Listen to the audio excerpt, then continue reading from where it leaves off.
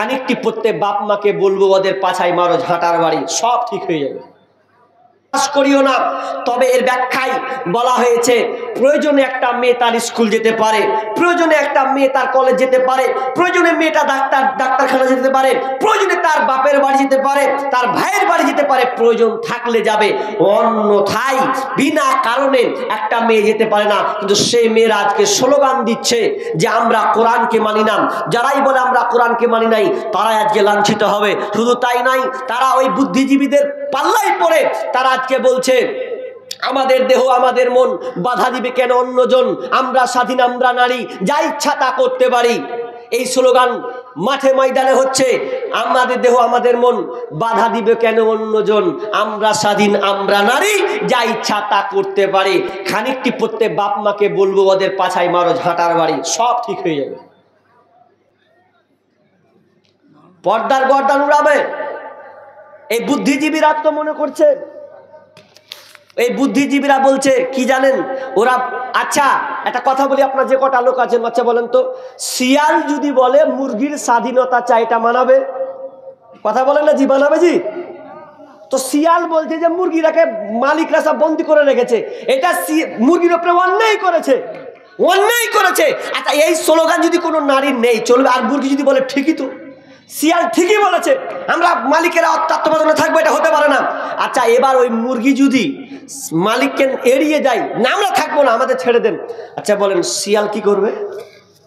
এ তো ফাঁস পেতে বসে আছে, ছাড় না, ছেড়ে দেখ। স্বাধীনতা কাকে বলেছে দিয়ে দেবো একদম, তখন সব একটাও মুরগি টিকবে না। তো বর্তমান অবস্থা তাই। বুদ্ধিজীবীরা বলছে যে ইসলাম নারীদেরকে ঠকিয়েছে, কেন? পর্দা করিয়ে। ঠকাইনি, বরং একটা নারীর ইজ্জত সম্মান আল্লাহ ঊর্ধ্বে করেছেন, বাড়িয়ে দিয়েছেন। কেন? একটা মেয়ে যদি সৌন্দর্য করে রাস্তায় যায়, বাসে উঠে, আর একটা মেয়ে যদি পর্দার সঙ্গে উঠে, আচ্ছা কোন মেয়েটাকে কোন নজরে তাকাবে? যদি বরখা পরা মেয়ে হয় ভালো সুন্দর, তাহলে বলবে বোন জায়গা দিলাম বসো, বোন একটু সাইডে হও, বোন একটু সরে বসো। আর যদি ওরে বাপরে শূন্য মাখা আর লিপস্টিক লাগা মেয়ে হয়ে যায়, তো সরা তো দূরে কথা, একটু ছাই ছাই করে নিয়ে তারপরে নামবে। কাকে সম্মান দিল? পর্দার মর্যাদা, এর বরখার অনেক মর্যাদা রয়েছে। এবার ব্যাপারে অনেক আলোচনা আছে, তবে কথাটা হচ্ছে এটা হচ্ছে হেফজখানা। আপনারা দেখলেন পূর্বে দুইজন ছেলে হাফিজ হলো, কোত্থেকে? তো আপনাদের এই প্রতিষ্ঠান থেকে দুইজন ছেলে ফারাগাত হলো, মাথায় পাগড়ি দেওয়া হলো, তারা পূর্ণ 30 পারাকে বুকের মধ্যে করে নিয়েছেন। পৃথিবীতে এমন কোনো ধর্মগ্রন্থ আছে বলতে পারবেন যে ধর্মগ্রন্থ তারা বুকের মধ্যে সিনার মধ্যে নিয়ে আছে? দেখাতে পারবেন? চ্যালেঞ্জ নেই। কিন্তু আপনাকে লক্ষ লক্ষ কোটি কোটি আপনি দেখতে পাবেন আল্লাহ তাআলা এক একজনের বুকের মধ্যে 30 পারা কোরআনকে ঢুকিয়ে রেখেছেন। তার নমুনা আজকে আপনাদের এলাকায় দুইজন ছেলেকে দেখলেন। এটা আল্লাহর অবদান, এমন একটা গ্রন্থ আপনি অবাক হয়ে যাবেন। পৃথিবীতে এত ধর্মগ্রন্থ আছে, কেউ কোনো পণ্ডিত এখন পর্যন্ত দাবি করেনি যে আমি পূর্ণ বেদের মুখস্থকারী, বাইবেলের মুখস্থকারী, ত্রিপিটক মুখস্থ করে রেখেছি, এমন কোনো কেউ নাই। কিন্তু আমরা পারি, লক্ষ লক্ষ হাফিজকে আমরা ওপেন করতে পারি। দেখো আমাদের ছেলেদের বুকের সিনার ভেতরে 30 পারা কোরআন পূর্ণ ঢুকে আছে। একমাত্র পরে তার নাম হচ্ছে মাদ্রাসা। এই প্রতিষ্ঠানগুলো পারে। অতএব আমরা সামনের জন্য প্রস্তুতি নিব, আরো ছেলেদেরকে মজবুত করব, কোরআনের হাফিজ বানাবো। এই জন্য এই প্রতিষ্ঠানকে আরো ঊর্ধ্বে ওঠানোর জন্য, কারণ সরকার এগুলোকে প্রাধান্য দেয় না। সরকার ভাবে এরা মুঠে ছাড়কার হয়ে যায়, তাহলে আমাদের কি হবে? মদের লাইসেন্স বাড়বে, তাসের আড্ডা বাড়বে, জেনা ব্যভিচার 6 লাখ চলবে। যতদিন এই মাদ্রাসাগুলো থাকবে আমরা বেশি বৃদ্ধি করতে পারবো না। এই জন্য চক্রান্ত পাইতারা চলছে। এই জন্য প্রতিষ্ঠানকে মজবুত করার জন্য সরকারের হাত নাই, আমরাই সরকার।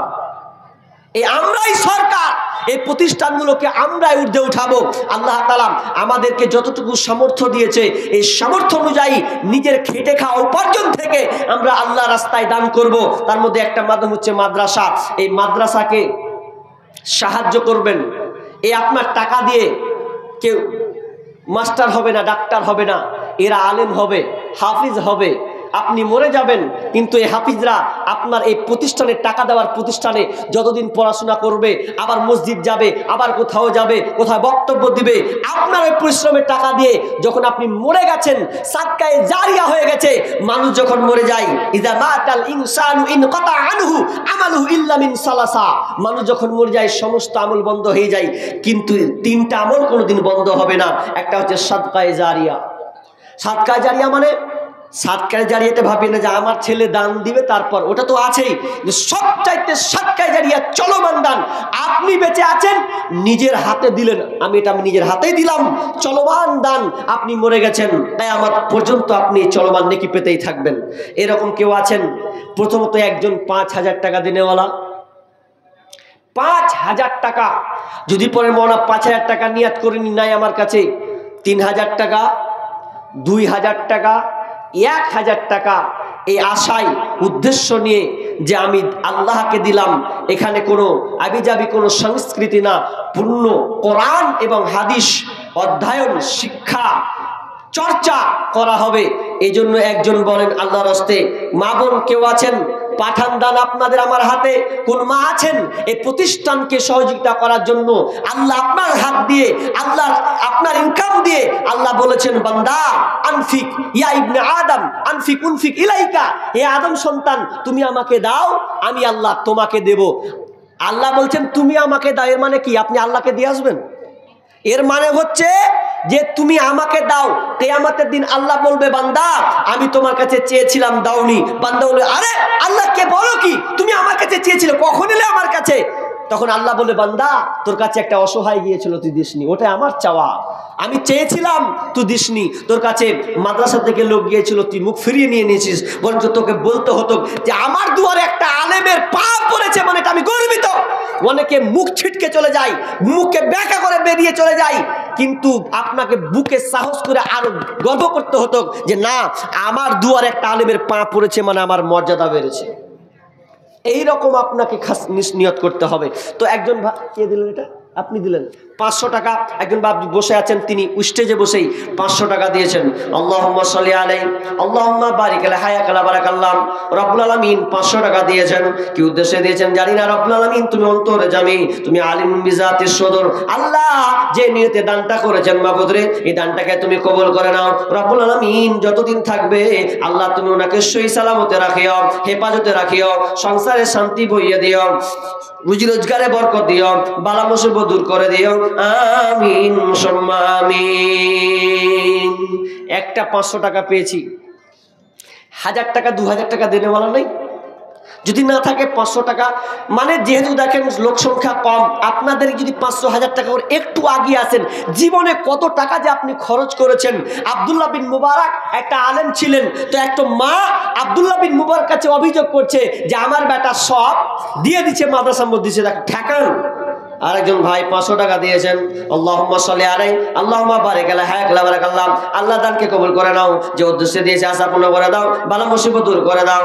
আল্লাহ জ্ঞানে ইলমে বারাকা দান করে দাও। আল্লাহুম্মা ফাক্কিহু ফিদ্দিন, আমিন সুম্মা আমিন। মা আপনারা পর্দার আড়ালে আছেন, কোন মা আছেন 1000 টাকা 2-4 জন দিতে পারবেন? এরকম একবার বলে পাঠান, 1000 টাকা বেশি নয়, 2000 টাকা এরকম দেনেওয়ালা একজন। যদি 1000 টাকা হয় বলেন কোনো মেয়ের হাতে পাঠান, ছাত্রীর হাতে, আমি ইনশাআল্লাহ আপনার টাকাটা নিয়ে আমি দান দোয়া করে দেব। আপনি যে উদ্দেশ্যে দেবেন আল্লাহ আপনার দোয়া কবুল করবেন। আমি একজন মুসাফির মানুষ, আল্লাহ তাআলা মুসাফির দোয়াকে কবুল করেন। আপনার মনে যত আকাঙ্ক্ষা, আপনার চিন্তা দুশ্চিন্তা, অসহায় বিপদের সম্মুখীন আছেন বলেন। আর একটা আপনাদের উপর আমার কথা থাকবে, কেউ উঠবেন না, কেউ উঠবেন না। এরপর একজন আলেম আছেন নব মুসলিম, তিনি হিন্দু, এককালীন হিন্দু ছিলেন, নামটা তার মনে হয় লেখা ছিল এখানে না, কই হাবিবুল্লাহ, ওইটা কই, হ্যান্ডবিলটা কই ভাই, হ্যান্ডবিলটা কোথায় পড়লো যেন? এই হ্যান্ডবিলে তিনি প্রধান আলোচক আছেন, যাবেন না আপনারা। উনি নাম ছিল রাজেন্দ্র প্রসাদ, এর নাম রাজেন্দ্র প্রসাদ। তিনি আমরা দেখেছি, উনি আগে ছোট থেকে দেখেছি দেখেছিলাম তিনি মুসলিম হয়েছিলেন, নবমুসলিম। তো তিনি একজন মুসলিম অবশ্য। তো আর একজন 500 টাকা দিয়েছেন। তো তিনার বক্তব্য শুনে যাবেন, কেউ যাবেন না। আপনারা যদি চলে যান তো কাকে বক্তব্য শোনাবে? তো দান যেটুকু দেওয়ার দিয়ে দেন, ইনশাল্লাহ আমরা তাড়াতাড়ি ওনাকে ডেকে দেবো। আর একজন ভাই 1 2 3 কত 300 টাকা। কত ধান লিখবো? 1 মন। কি নাম? শাহজাহান, সাদেক আলী। তো কেউ লেখেন তো, সাদেক আলী কে লিখছে বলেন তো? সাদেক আলী কেউ লিখছেন কি? 1 মন ধান লিখেন। হ্যাঁ গো, দানের সময় এখন লেখাওয়ালা একটা কেউ নাই। কেমন কি আপনার, আমি বুঝলাম না তো। একটা স্টেজে একটা লোকও নাই, সব হাওয়াতে পালিয়ে গেছে। হ্যাঁ, এটা কোনো কথা হলো? আরে কেউ লেখেন না এখানে। একজন এসে, মাস্টাররা কোথায় গেল? রাফি ভাই কোথায় আপনি? এখানে লেখার মতন কেউ নেই। এরকম করলে হয়? তো 1 মন ধান দিবেন। আর আমি জানি চারদিকে ধান চাষ হচ্ছে, আপনারা যদি পারেন তো ধানটাও লিখান যে ইনশাল্লাহ আমি 40 কেজি কিংবা 50 কিলো কি 1 মন বা 1 কুইন্টাল দিব। কেউ না করবেন না, কারণ একটা এত বড় একটা সামিয়ানা প্রতিষ্ঠান হয়েছে। তো সাদেক আলী বাড়িটা জিজ্ঞেস করা, কি নামটা বলেন, কোন বাড়িটা? হ্যাঁ হ্যাঁ, তো একটা হ্যাঁ লেখেন। তো ইনি 1 মন দিয়ে 1 মন ধান দিয়ে দিবেন আর 300 টাকা দিয়েছেন। আল্লাহুম্মা সাল্লি আলাইহি আল্লাহুম্মা বারিক লা হায়াক লা বারাকাল্লাহ। আল্লাহ দানকে কবুল করে নাও, যে উদ্দেশ্যে দিয়েছে আল্লাহ তুমি আশা পূর্ণ করে দাও। আল্লাহ ভাই ধান দিয়েছে, আল্লাহ তোমার প্রতিষ্ঠানে, মাদ্রাসায়, তোমার হেফজখানাতে আল্লাহ তার জমিতে বরকত দাও। আল্লাহ তার ধান খেতে বরকত দাও, ফসলে উন্নতি দাও। আল্লাহ রিজিকে বরকত দাও, বালা মুসিবত দূর করে দাও। আমিন সুম্মা আমিন। রঙিন পৃথিবী ছাড়িতে হইবে, সাদের এই দেহ মাটিতে খাইবে। রঙিন পৃথিবী ছাড়িতে হইবে, সাদের এই দেহ মাটিতে খাইবে। শূন্য হবে জিন্দেগানি, কার লাগিয়া এত মায়া, এত চোখের পানি রে মন, কার লাগিয়া এত মায়া, এত চোখের পানি। সন্ধ্যা হলে ডুবিবে বেলা, সঙ্গ হবে ভাবেরই মেলা। সন্ধ্যা হলে ডুবিবে বেলা, সঙ্গ হবে ভাবেরই মেলা। কেউ বা দেবে আখেরি গোসল, কেউ বা দেবে আখেরি গোসল, কেউ বা আনবে আতর দানি। কার লাগিয়া এত মায়া, এত চোখের পানি রে মন, কার লাগিয়া এত মায়া, এত চোখের পানি। রঙিন এই পৃথিবী ছাড়িতে হইবে, সাদের এই দেহ মাটিতে খাইবে। শূন্য হবে জিন্দেগানি, কার লাগিয়া এত মায়া, এত চোখের পানি রে মন, কার লাগিয়া এত মায়া, এত চোখের পানি। মাশাআল্লাহ। আরেকজন ভাই দিয়েছেন 50 টাকা, আরেকজন দিয়েছেন 200 টাকা। রব্বুল আলামিন আরেকজন দিয়েছেন 300 টাকা। আল্লাহ যে উদ্দেশ্যে দিয়েছে আল্লাহ তুমি তাকে কবুল করে নাও, বালা মুসিবত দূর করে দাও, রুজিরোজগারে বরকত দিও। আমিন সুম্মা আমিন। ভাই আমি তো বেশি আবদার করিনি আপনাদের কাছে, যে কটা লোক আছেন যদি 100-200 করে দেন তাও অনেক হয়ে যায়। জীবনে অনেক টাকা ইনকাম করেছেন, জীবনে অনেক ছেলেদের পিছনে ব্যয় করেছেন, খরচ করেছেন। যেদিন আপনি মরে যাবেন আপনি গ্যারান্টি দিতে পারবেন না যে আপনার ছেলেরা আপনার জন্য দান করবে কিনা। এই গ্যারান্টি নাই। হতে পারে আপনার ছেলে দুনিয়ার ফিতনায় পড়ে টাকাকে উড়িয়ে দিতে পারে। যে সন্তানের জন্য আপনি চেষ্টা করেছেন 1 কাঠা জায়গা, 2 কাঠা জায়গা, 2 খানটা বাড়ি আর ফ্ল্যাট করেছেন, কিন্তু একবার নিজের হাতে হাত দিয়ে বলেন তো যে সন্তানের জন্য আপনি প্রচেষ্টা করছেন, দিচ্ছেন, বুক দিয়ে ভরা আশা দিয়ে বলেন তো ওই সন্তান আপনার জন্য পাশে আসবে কিনা। অথচ আল্লাহ সুবহানাহু ওয়া তাআলা বলছেন ইন্না মিন আজওয়াজিকুম ওয়া আওলাদিকুম ওয়া আদওয়াল্লাকুম ফাহযারহুম। আল্লাহ বলছেন তোমার ছেলে মেয়ে, তোমার স্ত্রী এক সময় তোমার শত্রু হবে। আদওয়া মানে হচ্ছে শত্রু, এরা শত্রু হবে। এখান থেকে তোমরা সতর্ক অবলম্বন করো। নিজের হাতে দান দিয়েছি অনেক দেখেছি গো। এই চলতে গিয়ে এই বয়সে, অল্প বয়সে অনেক কিছু দেখলাম। বৃদ্ধ বয়সে কান্না করছে, বেটারা খেতে দেয় না। অনেক ছেলের জন্য কত টাকা উপার্জন করলে আশা ছিল যে ছেলেরা আমাকে দুটা ভাত দিবে। আজকে ছেলেরা বাপের জন্য মৌলবীদের মতন পালি সিস্টেম করে, ওর বাড়তে একদিন, ওর বাড়তে একদিন, ওর বাড়তে একদিন। কিন্তু ওই বাপ, ওই মা কোনোদিন সন্তানের জন্য পালি সিস্টেম করেনি। সন্তানকে বুকে আগলে করে খাওয়িয়েছে, নিজের ডিমকে সন্তানের ভাগে দুভাগ করে দিয়েছে, অথচ কোনোদিন পালি সিস্টেম করেনি। আর আজকালকার ছেলেমেয়েরা বাপের পালি সিস্টেম শুরু করেছে। এমনকি বলতে পারবেন ছোট সময় হলে ছেলেরা বলতো আব্বা 10 টাকা দাও, নাহলে স্কুল যাব না। কিন্তু এখন আপনার বাপ বৃদ্ধ হয়ে গেছে, কোনোদিন বলেছেন আব্বা তোমাকে 20 টাকা দিলাম, খবরদার এই বোতল বাড়ি মোড়ে গিয়ে তুমি কারো মুখ পানে তাকে আমরা 20 টাকা দিলাম, ওখানে তুমি চা খাইও? এরকম আছে? বলেন কটা আছে? কটা আছে?